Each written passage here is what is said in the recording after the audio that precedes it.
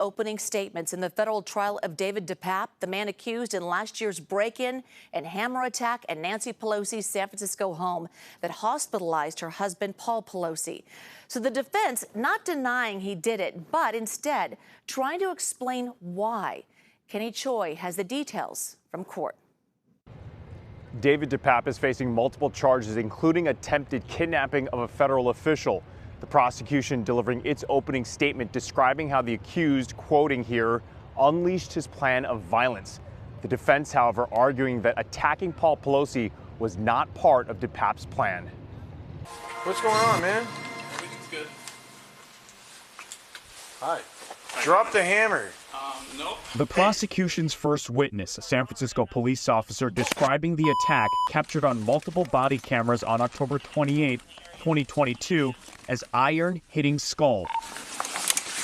DePape, dressed in a navy sweater and khaki pants, sitting stoically facing the jury.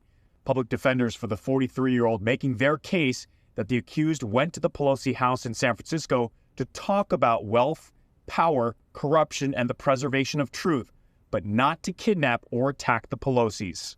There's always a shot, but there's almost no legal argument here.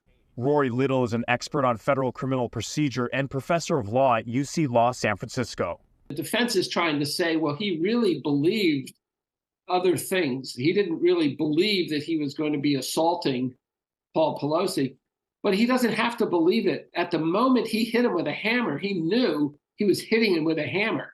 The government's lead prosecutor held a plastic bag showing jurors the hammer used that night and presented multiple videos of the then 82-year-old Paul Pelosi lying on a floor in a pool of blood in the immediate aftermath.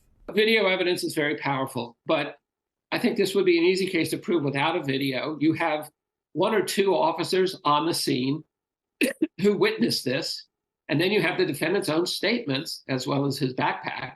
Prosecutors say DePape's backpack contained zip ties, rope, and duct tape, among other items.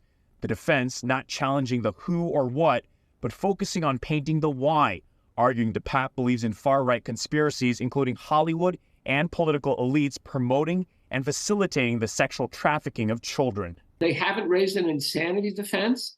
What they're trying to do is, in a sense, use a backdoor to bring in some kind of mental insanity, that he's just crazy.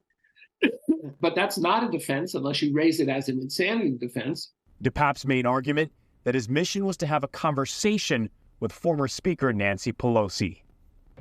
If convicted on all charges, DePape could face life in prison. His state trial for attempted murder and assault is scheduled to be determined at the end of the month.